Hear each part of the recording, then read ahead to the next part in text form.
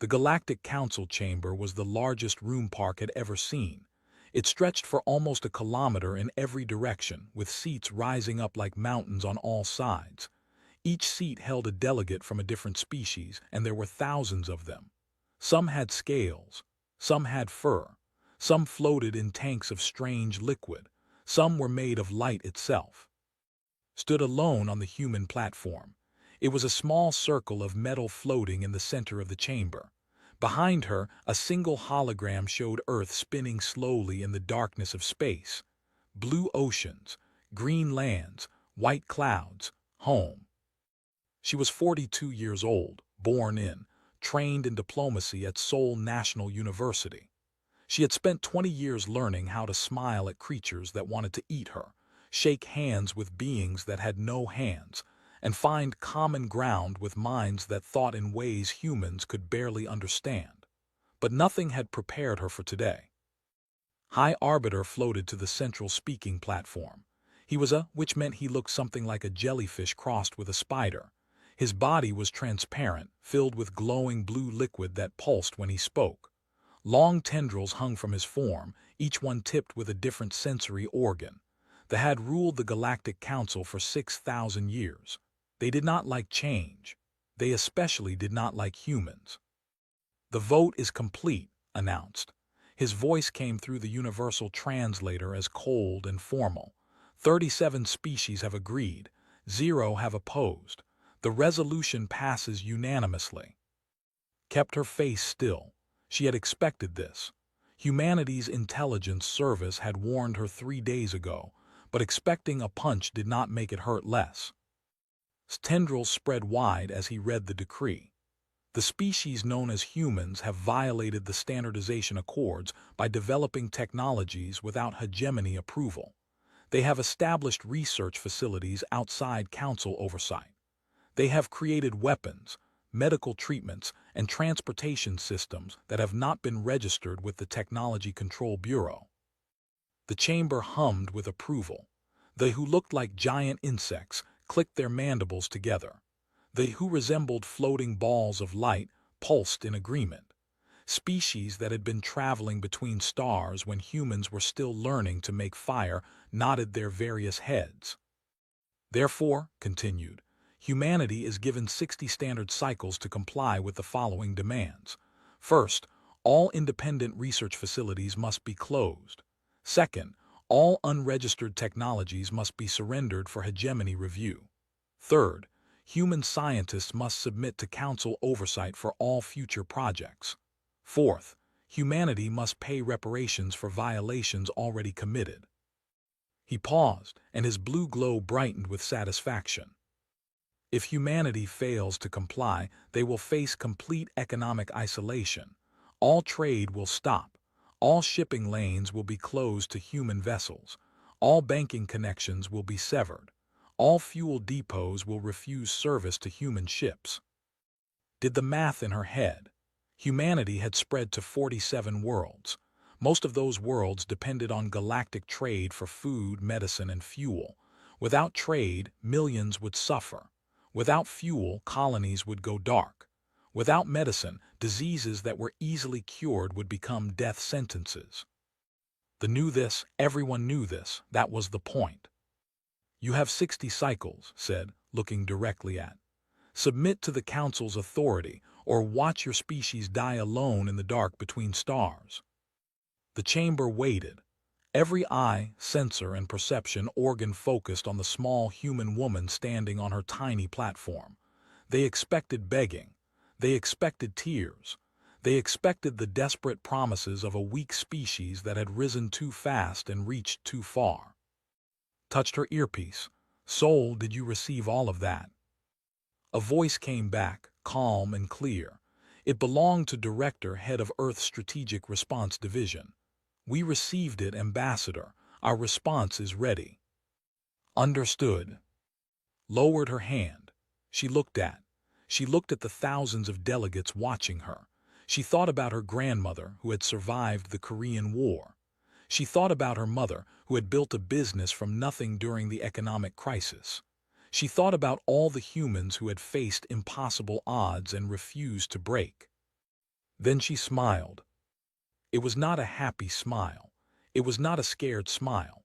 It was the smile of someone who knew something that no one else in the room understood. She bowed once in the Korean way, deep and formal. Then she turned and walked off the platform without saying a single word. The chamber exploded with noise. Delegates shouted questions. Tendrils whipped through the air in confusion. The made sounds that the translator could not process. The flickered so fast they almost went invisible. Ambassador Park called out, "You have not responded to the council's demands." Did not turn around. She did not slow down. She walked through the massive doors of the chamber and kept walking until she reached the human shuttle bay. Her aide, Lieutenant Myra, was waiting by the ship. Myra was young, only 26, but she had the steady nerves of someone twice her age. "Ambassador, the council is demanding you return." "Let them demand. They're saying your silence is an act of war." Stopped at the shuttle's door. She looked back at the massive council building, all glass and metal and ancient alien architecture. "Silence is not war, Lieutenant. Silence is just silence. They wanted an answer. We gave them one." "We gave them nothing." "Exactly."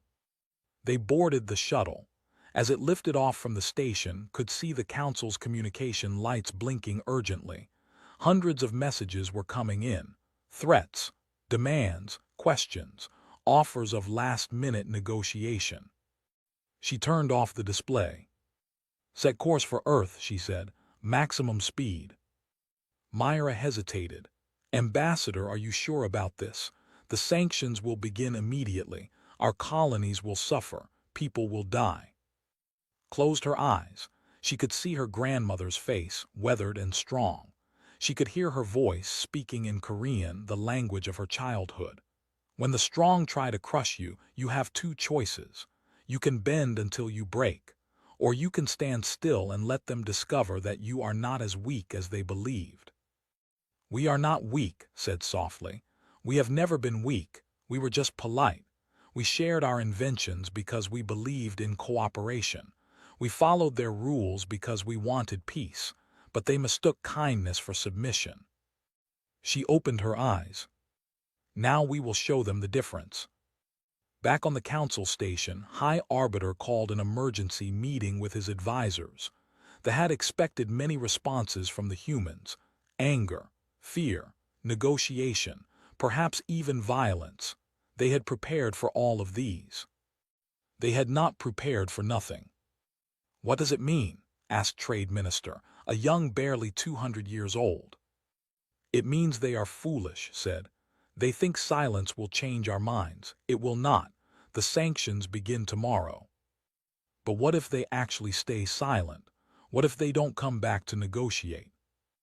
Made a sound like bubbling water, the equivalent of laughter. "They will come back. They have no choice. Their species is young. Their technology depends on our fuel. Their colonies depend on our food shipments. Within 1 month their people will be starving. Their leaders will come crawling back, begging for mercy." He spread his tendrils wide, glowing with confidence. "The humans have made a mistake, and they will pay for it." Far away, traveling at maximum speed toward a small blue planet, Ambassador Park sat in the darkness of her cabin and smiled that same knowing smile. The galaxy thought silence was surrender. They were about to learn how wrong they were. Trade Minister had not slept in 3 days. He stood in the command center of Earth's Economic Defense Bureau, watching numbers fall like rain on 100 different screens. Red numbers, falling numbers, numbers that represented jobs lost, ships stranded, and families wondering where their next meal would come from. The sanctions had begun exactly as promised. Every human shipping lane went dark on the first day. Fuel stations across the galaxy put up signs that read "No service to human vessels" in 100 different languages. Banks froze human accounts. Trade ports closed their doors. In one coordinated moment, the entire galactic economy had turned its back on humanity. "How bad is it?" asked Lieutenant Myra, who had been assigned to his office after returning with the ambassador, pulled up a summary on his personal display. Colony on 442B is down to 2 months of food. Mining operations on have stopped completely because they can't get fuel. The hospital ship Mercy of Soul is stuck in the outer territories with 300 patients and no way to get medicine. Can we help them? We're trying, but without access to galactic shipping lanes, everything takes 10 times longer. He rubbed his eyes. The Council designed these sanctions to hurt. They're doing their job. Myra looked at the screens, her young face troubled. Sir, I have to ask, why aren't we negotiating? Ambassador Park just walked out. We haven't sent a single message since. People are suffering. Turned to face her. He was 53 years old, a veteran of 3 economic crises and 2 trade wars. He had gray in his hair and lines on his face that told stories of sleepless nights and impossible decisions. But his eyes were calm. Do you know what the Council expects us to do right now? Beg for mercy. Exactly. They expect us to panic. They expect our leaders to fight among themselves. They expect our people to riot in the streets demanding that we give in. He gestured at the screens. They've done this before to other species. They held out for 3 weeks before they surrendered. The lasted 2 months. The longest any species has resisted was and they broke after 100 days. How long do we plan to resist? Smiled. It was a tired smile, but there was iron behind it. Lieutenant, we don't plan to resist. Resistance implies that we're waiting for them to win. We're not waiting for anything. We're building. He walked to a different section of the command center, where a smaller group of officers monitored different screens. These screens showed factories, laboratories, and shipyards. They showed scientists working through the night and engineers solving problems that should have taken years to solve. The Council thinks we depend on them, said. And they're right partially. We do use their fuel, their shipping lanes, their banking systems, but they made a mistake. They assumed that because we used their systems, we couldn't build our own. He pointed to a screen showing a massive facility in the mountains of Korea. This is the Advanced Propulsion Laboratory. Chief Engineer has been working there for 15 years on a new type of engine. The Council never knew about it because we never told them. It wasn't secret exactly. We just didn't share everything. What kind of engine? The kind that doesn't need their fuel. Myra's eyes widened. That's impossible. Every ship in the galaxy uses fuel cells. It's the only thing that works for faster-than-light travel. It was the only thing, past tense. Allowed himself a small moment of pride. Humans are good at being told something is impossible and then doing it anyway.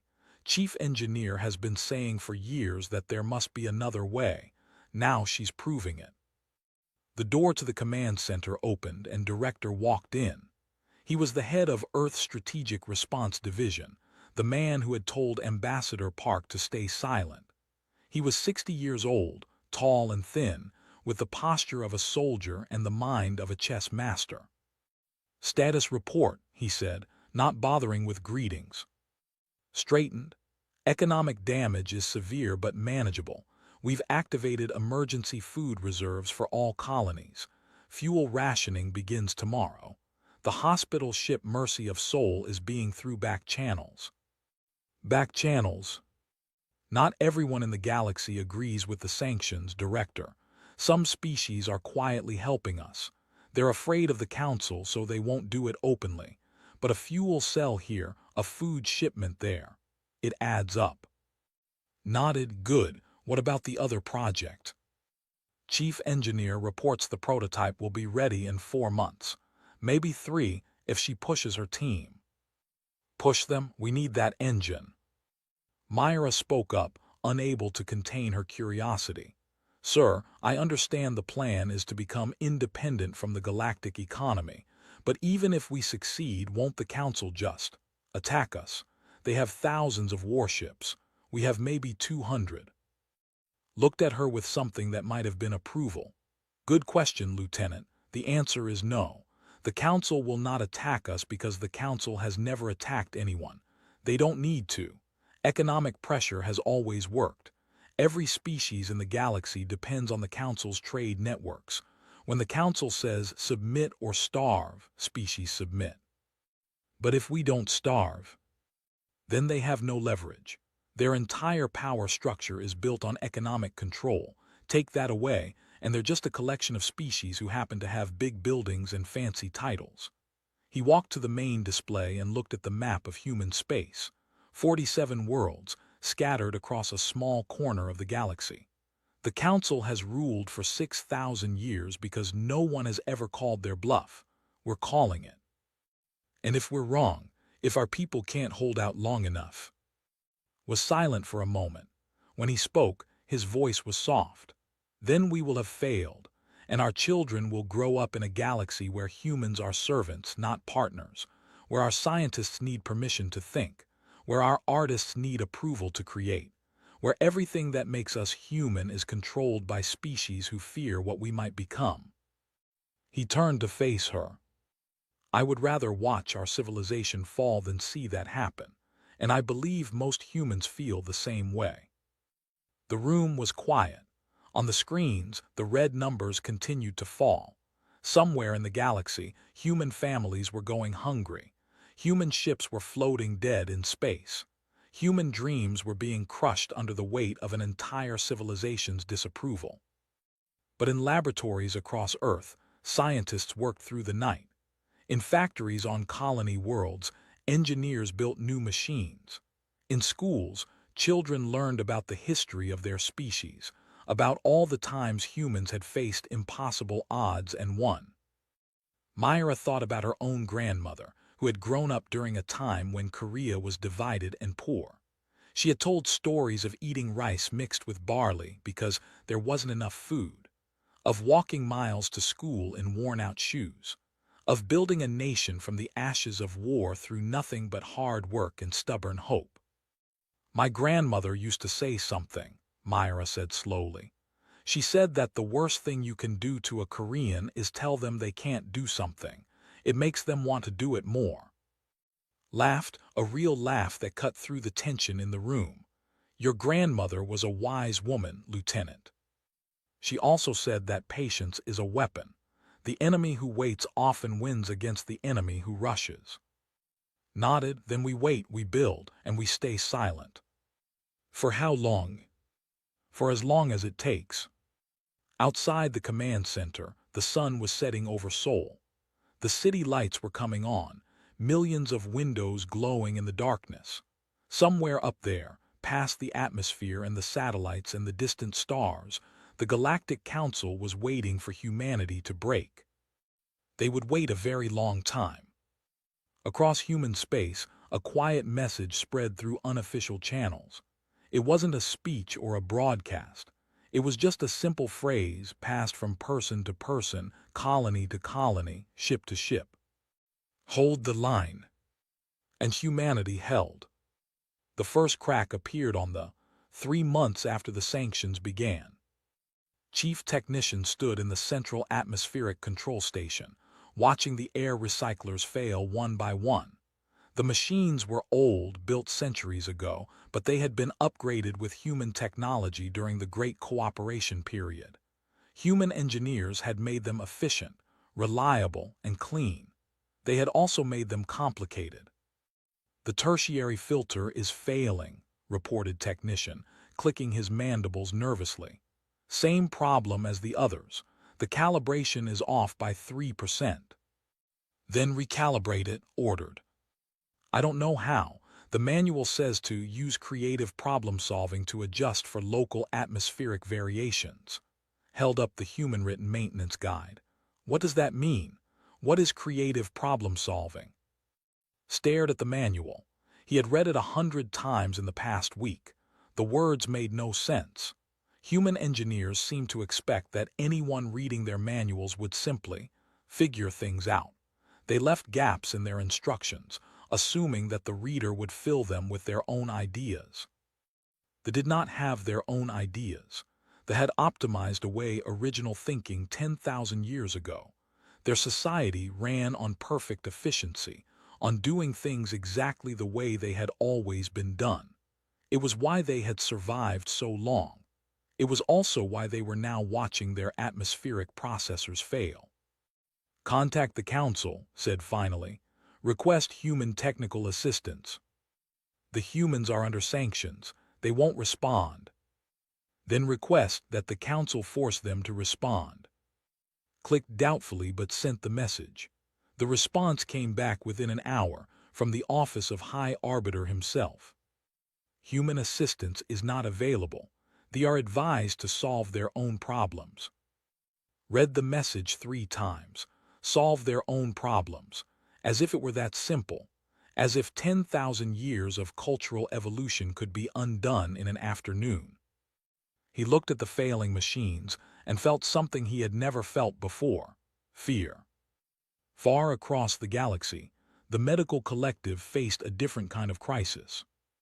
Elder floated in the center of the emergency chamber, her light body pulsing with distress. On the displays around her, images showed the outer colonies. Images of citizens, their lights flickering weakly. Images of medical ships, sitting useless in docks because they had no human doctors on board. "The plague spreads faster than we predicted," reported Medical Director. "At current rates, we will lose 30% of the outer territory population within 6 months." "What about our own doctors?" "They are trying, Elder, but the plague attacks our neural light patterns. Human medicine worked because humans think differently. They saw connections we could not see. They tried treatments we would never have considered." Remembered the human doctors who had worked in hospitals. Strange creatures, solid and heavy, trapped in bodies of meat and bone. They had seemed so primitive at first, but they had saved millions of lives with their strange ideas and stranger medicines. Now they were gone. "We must negotiate with the humans," declared. "The Council forbids it. Any species that breaks the sanctions will face the same punishment." "Then we will speak to the Council. We will demand that they end this foolishness." Director's light dimmed with doubt. "The Council will not listen. High Arbiter has made this personal. He believes the humans must be taught a lesson." "A lesson? Our people are dying." "I know, Elders, I know." The emergency meeting of the Galactic Council was the largest in 300 years. Representatives from 200 species crowded into the chamber, all of them shouting, flashing, clicking, or humming their complaints. High Arbiter floated at the center, his tendrils pulled tight against his body in a defensive posture. He had not expected this. The sanctions were supposed to break the humans, not cause problems for everyone else. "The atmospheric systems are failing," shouted Ambassador. "We need human engineers."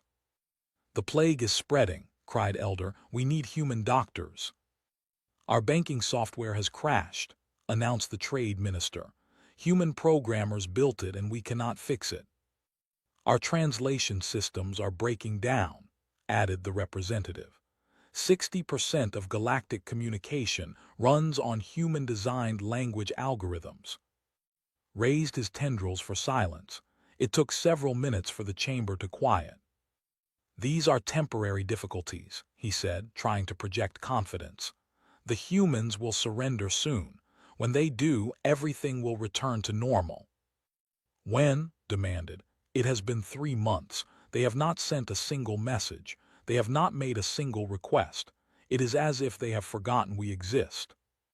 "They are suffering. Their colonies are starving. Their ships are stranded.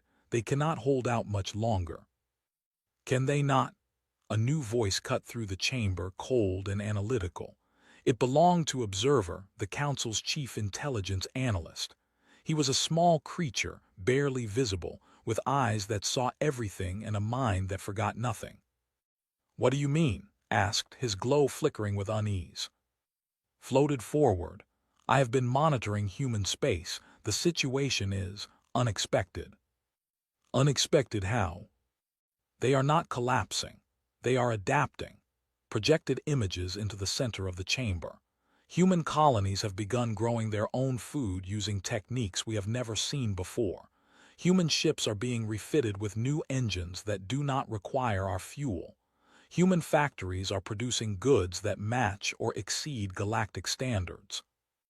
The chamber fell silent. That is impossible, said. They cannot develop new technologies without access to our resources. And yet they are. Zoomed in on one image. It showed a massive facility in the mountains of a blue and green planet. This is the Human Advanced Propulsion Laboratory. They have been working in secret for years on a new type of engine. Our sources indicate they are very close to completion. What kind of engine? One that does not need fuel cells. The silence that followed was absolute. Fuel cells were the foundation of the galactic economy. Every ship, every station, every colony depended on them.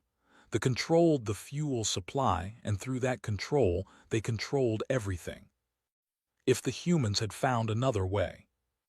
This changes nothing, said quickly.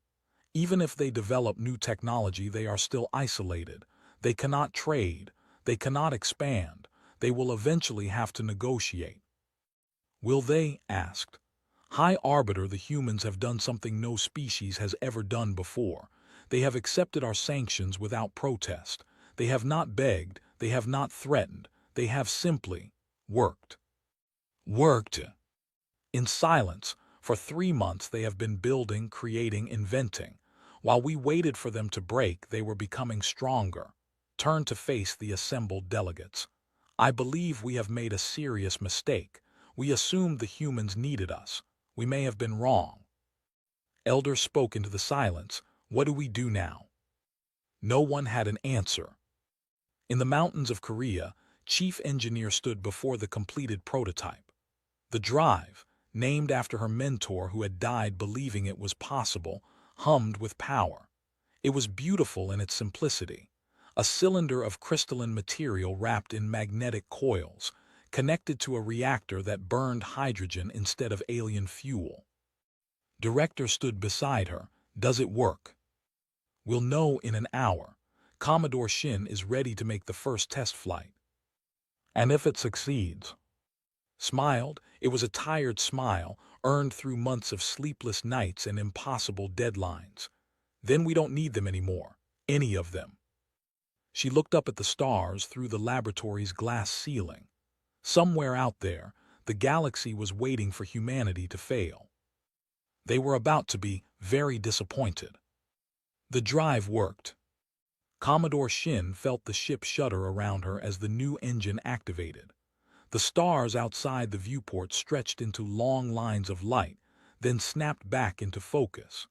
In the space of a heartbeat, the test vessel Sunrise had traveled from Earth orbit to the edge of the solar system. Distance confirmed, reported Navigation Officer. We are now past Neptune's orbit. Travel time 4 seconds. 4 seconds. A journey that would have taken days with conventional engines. A journey that would have been impossible without fuel. Allowed herself a small smile. She was 51 years old, a veteran of the colonial expansion era, and she had spent her entire career flying ships that depended on alien technology. Now she was flying something purely human. Run full diagnostics, she ordered. I want to make sure this wasn't a one-time miracle. It wasn't. They ran the test 12 more times, jumping to different points in the solar system. Each time the drive performed perfectly. The ship's reactor ran on hydrogen, the most common element in the universe. They would never need fuel again. Send word to Earth, said finally. Operation New Dawn is a success. The message reached Director 20 minutes later. He read it 3 times, then walked out of his office and stood in the courtyard of the Strategic Response Division headquarters. The sun was setting over Seoul, painting the sky in shades of orange and gold. He looked up at the stars beginning to appear overhead and smiled. We did it, he said to no one in particular. We actually did it. The announcement came 1 week later, broadcast on every human channel across 47 worlds. Chief Engineer stood before the cameras, holding a model of the drive in her hands. She looked tired but proud. 6 months ago, the Galactic Council told us we were nothing without them, she said. They told us to submit or starve. They believed that we depended on their technology, their fuel, their permission to exist. She held up the model. This is our answer. The drive uses hydrogen fuel available anywhere in the universe. It is faster than anything the Council has ever built, and it is ours. She paused, looking directly into the camera. We don't need your fuel anymore. We don't need your shipping lanes. We don't need your permission. We are not asking for the sanctions to be lifted. We are not negotiating. We are simply moving forward with or without you. The broadcast spread through the galaxy like a shockwave. Within hours, every species knew. Within days, the galactic economy began to collapse. High Arbiter called an emergency session, but it was already too late. The fuel market crashed overnight. Species that had invested their entire economies in fuel production found themselves suddenly worthless.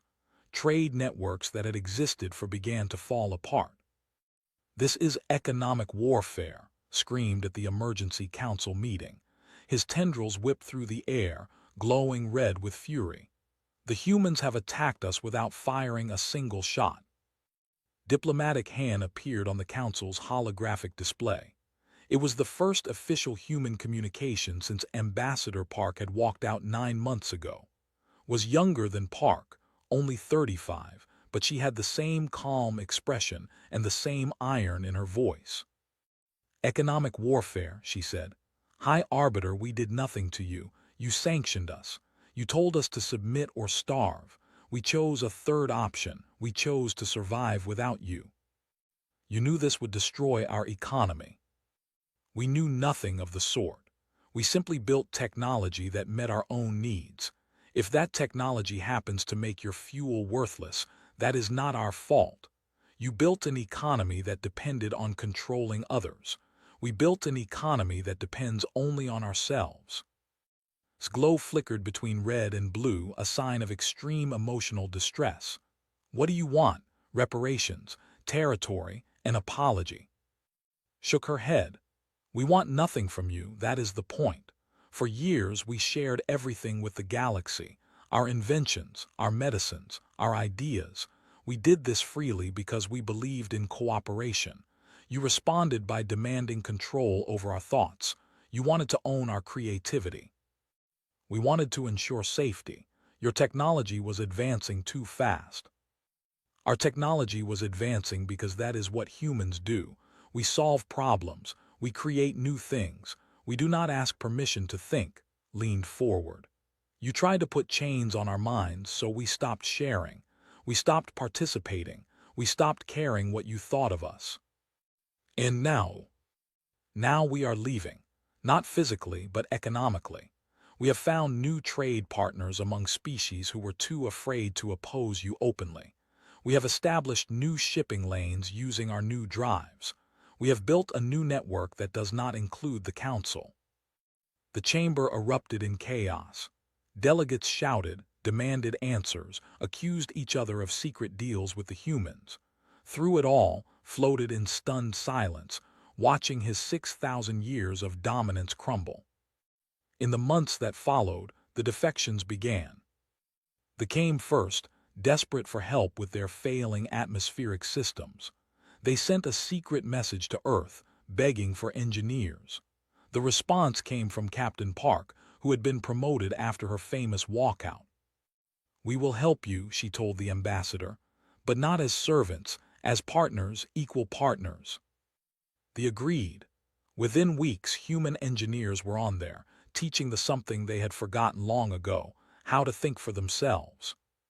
The followed, their plague growing worse by the day. Human doctors arrived with new treatments, developed during the months of isolation. They asked for nothing in return except friendship. Why do you help us? Elder asked Dr. Moon, the chief medical officer of the relief mission. We voted for the sanctions. We wanted to punish you. Dr. Moon smiled as she prepared a treatment for a sick child. Because helping people is what humans do. We were angry at the council, not at individual species. Most of you were just following orders. We don't punish people for being afraid. The council punishes fear with death. We are not the council. One by one, species began to leave the Galactic Council's economic network. Some did it openly, declaring their support for the new human cooperative. Others did it quietly, maintaining official loyalty while secretly trading through back channels. The Council's power, built over thousands of years, melted away like ice in summer. Admiral Lee commanded the growing human fleet from his flagship, the Eternal Soul. They did not fight. They did not threaten. They simply existed, a constant reminder that humanity could not be controlled. "The Council is falling apart," reported his intelligence officer. "Our sources say has lost the support of most member species. There are talks of replacing him." "Let them talk," said. "We're not interested in revenge. We just want to be left alone." "Sir, some species are asking if we plan to take over. They're afraid we're going to become the new council." Laughed a genuine laugh that surprised his crew. "Take over? Why would we want to run the galaxy? We just want to explore it." He looked out at the stars. Countless points of light representing countless worlds, countless species, countless mysteries waiting to be discovered. "Tell anyone who asks, we're not building an empire, we're building a community. No one controls it, no one owns it. Everyone is welcome as long as they treat others with respect."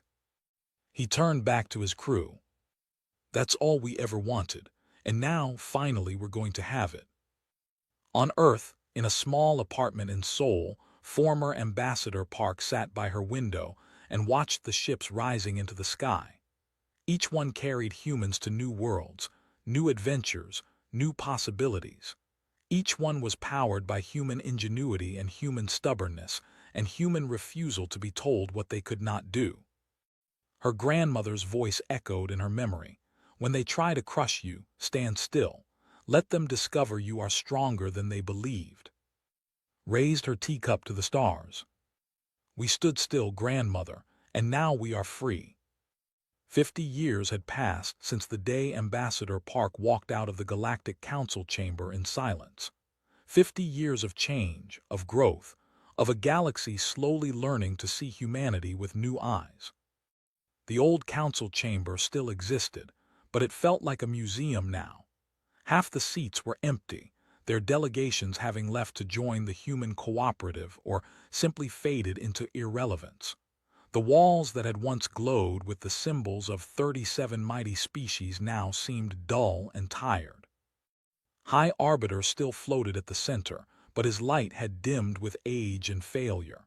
His tendrils hung limp at his sides. The confidence that had once radiated from every part of his body was gone, replaced by something that looked very much like defeat. Ambassador Shin entered the chamber alone. She was the granddaughter of Commodore Shin, who had commanded the first drive test flight. She was also the great-niece of Admiral Lee, who had built the human fleet that now patrolled the galaxy's trade lanes. The blood of pioneers ran in her veins. She was 32 years old, young by any species standards, but she had inherited her family's talent for calm in the face of chaos.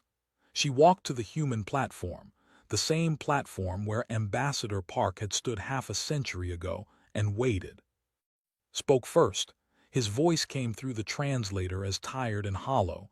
"You asked for this meeting, Ambassador. What do you want?" Looked at him with something that might have been pity. "I wanted to see you, High Arbiter, to see what became of the being who tried to destroy my species." "I did not try to destroy you. I tried to control you. There is a difference." "Is there? You threatened to starve our colonies. You planned to cut us off from everything we needed to survive. If we had been weaker, millions would have died." His tendrils twitched. "You were not weaker, that was our mistake." "Yes, it was." Silence filled the chamber. The few remaining delegates watched with mixed expressions. Some showed fear.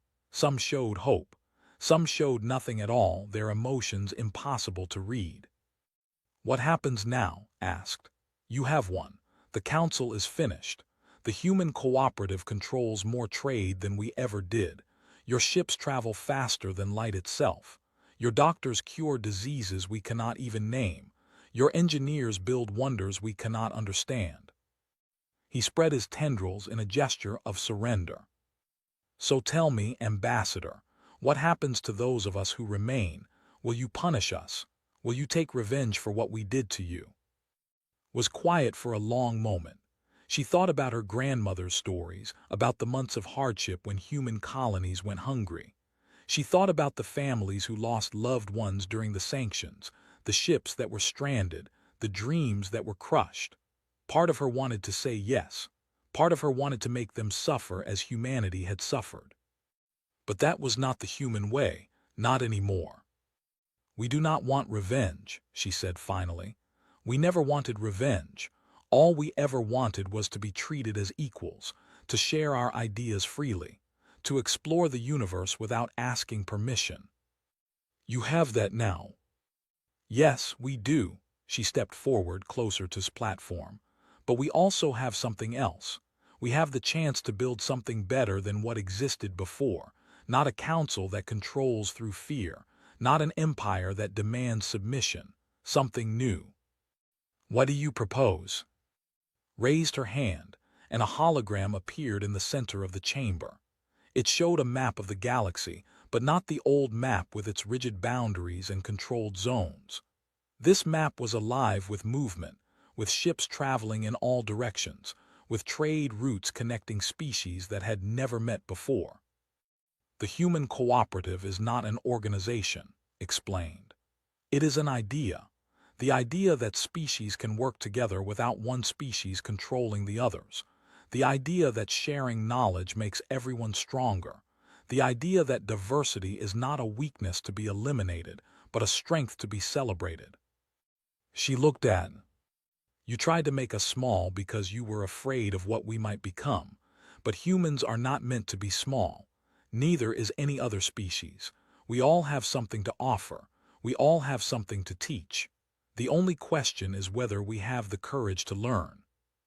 Was silent for a long time. The other delegates watched, waiting. You would welcome us, he asked finally, after everything we did.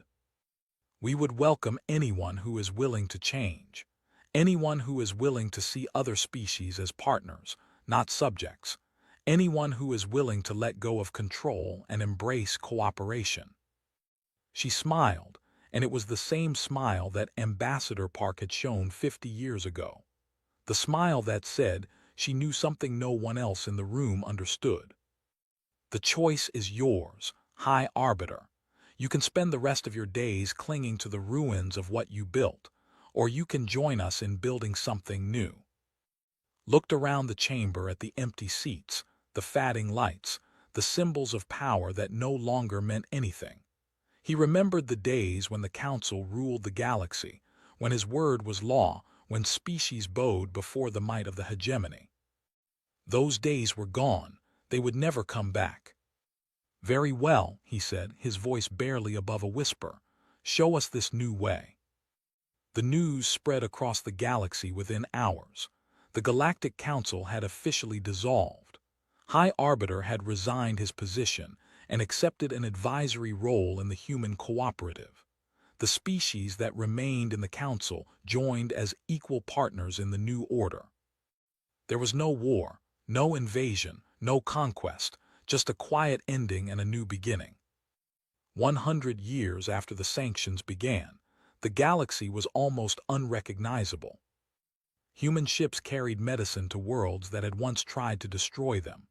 Human universities welcomed students from 1,000 species. Human explorers pressed into unknown space, always curious, always reaching further, always asking, what if? They had learned to think creatively. Their atmospheric systems now ran better than ever, designed by a new generation of engineers who combined efficiency with human imagination. They had conquered the plague that once threatened their existence. Their doctors worked alongside human colleagues, developing treatments for diseases that affected species across the galaxy. Even they had found their place. They no longer controlled the fuel supply, but they had discovered something better. They had become teachers, sharing the wisdom of their 6,000 years of history with younger species eager to learn. In schools across the galaxy, young beings learned the story of how humanity faced the galaxy's combined might and responded with nothing but silence, stubbornness, and the absolute refusal to be anything less than themselves. Why didn't they fight? A young student asked his human teacher. They had every reason to be angry. They could have built weapons. They could have attacked. The teacher, a woman named, smiled. She was the granddaughter of Chief Engineer, the inventor of the drive. Because fighting wasn't the point, she said. Winning wasn't the point. The point was to show the galaxy who we really were. And who were you? We were a species that didn't need permission to dream. A species that turned silence into strength. A species that answered hatred with creation and fear with hope. She looked out the window at the stars, where human ships moved alongside vessels from 100 different species, all traveling together toward the unknown. Some called it luck, she said. Others called it spite, but we just called it being human.